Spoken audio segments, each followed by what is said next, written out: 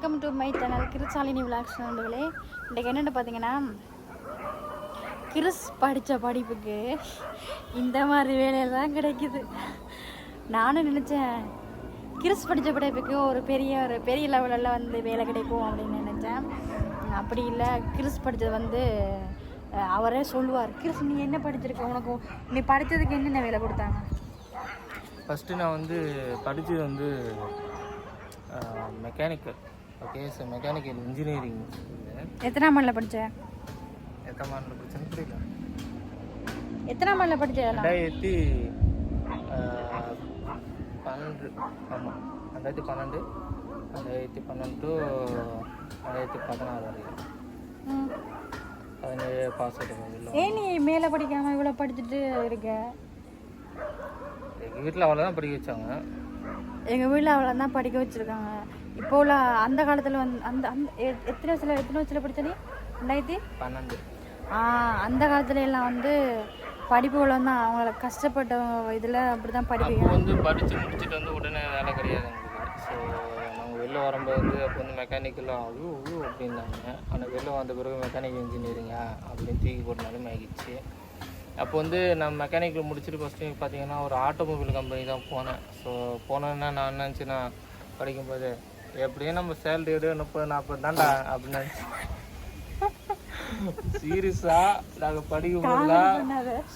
படிக்கும்போது ஃப்ரெண்ட்ஸ் எல்லாம் நான் பேசினேன், எப்படியும் 30-40-45-50 கிடைக்கும்டா. கிழிஞ்சு போச்சு வெளில வந்து கிடைக்கும் அப்படியே அச்சு பேசிட்டு போவோம். கிழிஞ்சு போச்சு டவுசர். ஆனால் போன அடுத்த செகண்ட் வந்து ஒரு ஆப் என்ன தெரியுமா, உங்கள் சேலரி பார்த்தீங்கன்னா 12,500 டோட்டலாக 15 ரூபா. அப்போது 15 ரூபா அப்படி பார்த்தீங்கன்னா டோட்டலாக 15 முடிச்சு 12,500 அப்படி வரும் அப்படின்னு சொன்னாங்க. அப்ரண்டிஸ், உங்களுக்கு தெரியும் அப்ரண்டிஸ். ஸோ அப்புறம் முடிச்சுட்டு நாங்கள் அங்கேயே இருக்கல. ஸோ 1 இயர் கழிச்சுட்டு 2 இயர் கழிச்சுட்டு வெளில அனுப்பிச்சிட்டாங்க. ஏன்னா அப்ரண்டிஸ் முடிஞ்சிச்சு. அப்ரண்டிஸ் கொடுத்துருங்க அப்படின்னா ஒரு எக்ஸ்பீரியன்ஸ் அந்த மாதிரி வச்சுருக்க வேண்டியதான். அது வேறு எது கிடையாது. வேறு என்ன கம்பெனி போனீங்க அப்படின்னா அது காமிக்கலாம். அதுக்கப்புறம் என்ன ஆச்சுன்னா, வேறு கம்பெனி ட்ரை பண்ணலாம் சொல்லிட்டு ட்ரை பண்ணி இருந்தோம். ஆனால் சேல்ரி நாங்கள் எக்ஸ்பெக்ட் நாங்கள் வச்சும் நாங்கள் ஒரு விருப்பம் பார்த்தியா, ஓகே 30-40 வரும் அப்படின்னா அவெல்லாம் கிடையாது. ரொம்ப கஷ்டப்பட்டு தாங்க. ஸோ 12,000, 13,000, 15,000. இது வரைக்கும் நீ வச்ச மெக்கானிக்கலில் வச்சு எவ்வளோ சம்பாதிச்சிருக்க? அதாவது படிப்பு வச்சு ஒன்றுமே கிடையாதுங்க. ஸோ நான் என்ன சொல்கிறேன்னா, இப்போ வந்து மெக்கானிக்கல் இன்ஜினியர் படிச்சிருக்கேன் அப்படின்னு மெக்கானிக்கலாக போனால் கிடையாது. நீ கூட தான் ஒன்று சொல்கிறேன், நீ மெக்கானிக் படிச்சிருயே மெக்கானிக் வேலை கிடைக்குமே, இப்படிலாம் கிடையாது. மெக்கானிக் படித்த வேறு ஃபீல்டுக்கும் போயிருக்கான், புரியுதா? இப்போ நான் இப்போ வந்து பார்த்தீங்கன்னா ஃபுல்லாக வந்து ரோபோட்ஸ் பெயிண்டிங்ஸ் உங்களுக்கு தெரியும். ஸோ கார் கம்பெனிஸ் வந்து பார்த்தீங்கன்னா ஃபுல்லாக ரோபோட்ஸ் வந்து பெயிண்டிங் பண்ணுறது அந்த பொசிஷன் போட்டாங்க. அந்த பொசிஷனில் தூக்கி போட்டாங்களே. ஸோ நான் ஃபஸ்ட்டு என்ன பண்ணாங்கன்னா, அந்த ஃபீல்டுக்கு வந்து போட்டாங்களே. நாங்கள் வந்து அந்த ஃபீல்டுக்கு போனோம். ஸோ போய்ட்டு அதில் கற்றுக்கணும். ஸோ லைனிங் நிறைய இருந்துச்சு. பெயிண்டிங் பற்றி என்னென்ன கற்றுக்கணும் எல்லாம் கற்றுக்கணும். அதுக்கப்புறம் சரி அந்த ஸ்கில் வச்சு நாங்கள் வேறு என்ன பார்ப்போம். அது பார்த்தா கிடைக்கல. அதுக்கப்புறம் சரி சிஎன்சி ஆப்ரேட்டிங்காக போகலான்னு சொல்லிட்டு சிஎன்சி மிஷினுக்கு அதுக்கு போனோம். அங்கே பார்த்தீங்கன்னா மதரசன் அப்படி சொல்கிற கம்பெனி. ஸோ அந்த கம்பெனிக்கு போனோம். அந்த கம்பெனி பார்த்தீங்கன்னா அவங்களும் அந்த எல்லாம் பார்த்துட்டு ஒரு 2 இயர்ஸ் கழிச்சு தான்ப்பா நாங்கள் எடுப்போம். ஏன்னா இப்போது எக்ஸ்பீரியன்ஸ் ஆனால் ஓகே உடனே எடுத்துக்கணும்னு சொன்னாங்க. ஆனால் ஃப்ரெஷர்ஸ் சொன்னாங்க பார்த்தீங்கன்னா முதல்ல ட்ரைனிங் கொடுப்போம், அதுக்கப்புறம் நாங்கள் எடுத்துப்போம் அப்படின்னு சொன்னாங்க. ஸோ அதுவும் முடித்தோம். ஆனால் நாங்கள் ஸ்கில் வந்து குறிப்பிட்ட ஸ்கில்லெல்லாம் கிடையாதுங்க. எக்கச்சக்க ஸ்கில் தான் நாங்கள் வெடிச்சிட்ருக்கோம். அது இதுவும் சொல்லிட்டு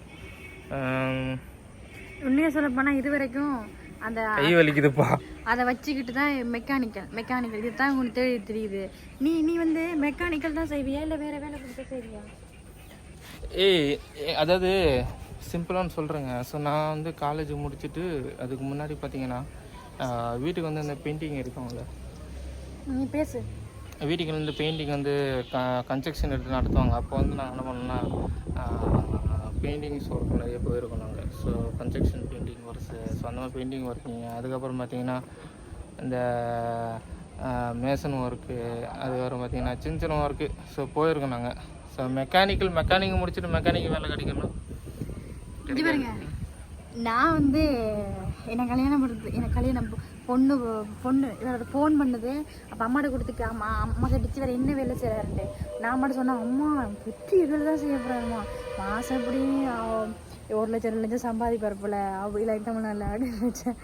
30,000 சம்பாதிச்சியா? 30,000 சம்பாதிச்சு EPF வட்டி 30,000 கிடைக்கும், 32,000 கிடைக்கும். அதை வச்சு தான் குடும்பத்தை ஓட்டிட்டு இருந்தாரு. அந்த வேலை எனக்காக ரிசல்ட் பண்ணி இப்போ வந்து இல்லை ரொம்ப இல்லை இல்லை 30 அந்த கம்பெனியோட வேலை வந்து ரொம்ப கஷ்டப்பட்டு வாங்கின வேலைங்க.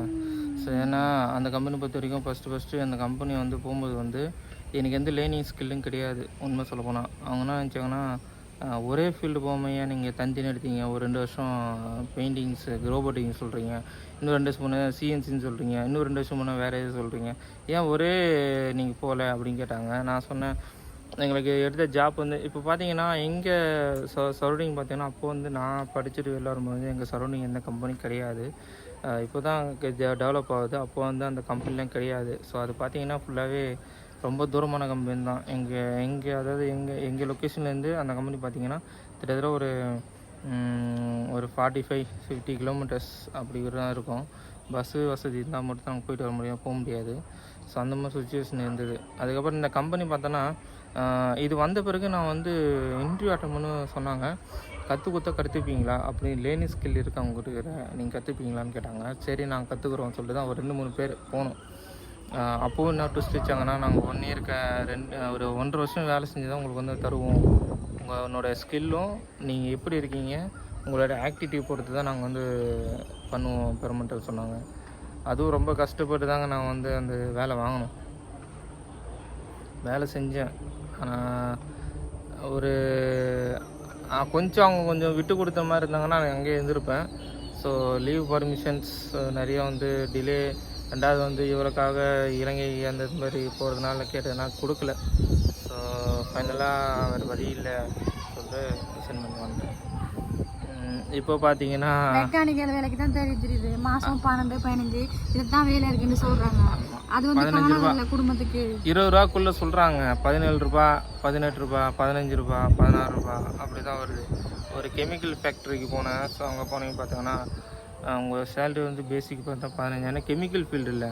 ஸோ கெமிக்கல் ஃபீல்டு அது எங்களுக்கு பொருந்தாது. அது பார்த்தீங்கன்னா நாங்கள் கற்றுக் கொடுப்போம். பட் உங்களுக்கு வந்து 15,000 தான், 12,000 தான் கிடைக்கும். நீங்கள் வந்து வேலை செய்யலாம், ஒன்றும் பிரச்சனை இல்லை அப்படின்னு சொன்னாங்க. நான் அவர்கிட்ட கேட்டேன், என்னப்பா போகலாமா அப்படி கேட்டேன். யோசிச்சா இப்படின்னு வேணாம் அப்படி உண்மையை சொல்ல போனால் நாங்கள் படித்த படிப்பு வந்து வேலையே கிடைக்காது அவ்வளோ சீக்கிரம். உண்மையை சொல்ல போனால் நாங்கள் ஒரு படிப்படிமா அந்த படிப்புக்கு வேலை கிடைக்காது, அதுக்கு தகுதி இல்லாத வேலையே அதை கிடைக்கும். அது மாதிரி தான் கிறிஸ் வந்து படித்த படிப்பு வேலை கிடைக்கல. அது வந்து மெக்கானிக்கலை சர்டிஃபிகேட் வச்சுட்டு சுற்றுது. இதை வச்சுட்டு சுற்றுது கிடைக்குமாண்டு அது எங்கே அவ்வளோது கிடைக்கல. கடைசியாக ஒரு கம்பெனியில் வேலை செஞ்சு சிங்கப்பூர்னு சொன்னேன், அந்த கம்பெனியில் வேலை செஞ்சுட்ருக்குது. பார்ப்போம் எப்போ சிங்கப்பூர் கூப்பிட்டு போகிறாங்க அப்படின்னு பார்ப்போம். பார்த்துட்டு சொல்கிறேன். சிங்கப்பூர் போகிற வீடியோ நான் போடுவேன், ஓகேவா? சிங்கப்பூர் போகிற தானா எடுத்து எனக்கு அனுப்புவார், ஓகே.